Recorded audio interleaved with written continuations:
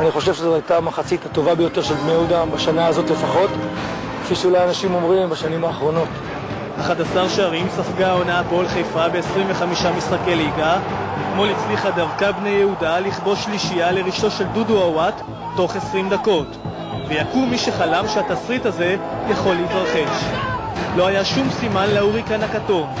עד השליש האחרון של המשחק זה נראה כמו ניצחון חיפני קל וצפוי. חיפה שלטה במגרש בעיקר עם כניסתו של אורי ניסים שהחליף את גורן מילנקו בדקה ה-35. 2 דקות אחר כך עלתה חיפה ליתרון.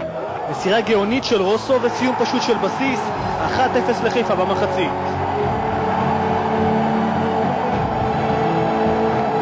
אנחנו תמיד האמנו. יש לנו מאמן טוב שהוא דיבר איתנו ואמר לנו אפילו שהפועל חיפה יובילו, אנחנו עדיין שנמשיך לשחק ולא נשבר. אחרי המשחק זה נשמע טוב, אבל בדקה 57 כשלירון בסיס קבע 2-0 לחיפה בשער שני במשחק, אל תבנו על כך שמררו היה אומר את אותם דברים. לפחות אתמול התגלתה בני יהודה כמאמינה גדולה בקלישאות. למשל, ההגנה הטובה ביותר היא התקפה. לא רק לחיפה יש מגן שמאלי כובש. בדקה 63 כדור קרן לבני יהודה נהדף לא טוב על ידי הגנת חיפה, וירון אביחיל משגר אותו למקום הנכון. רק 2-1 לחיפה. יש רגעים שהשתיקה יפה להם.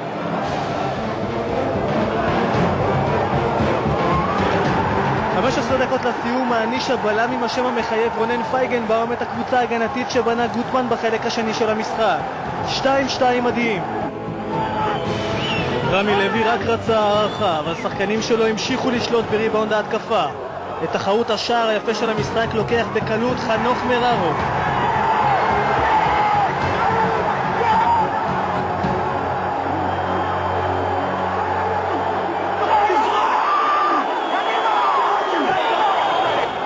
הפועל חיפה עוד ניסתה להגדיל את הדרמה, אבל חצי הגמר כבר היה רשום על שמה של בני יהודה.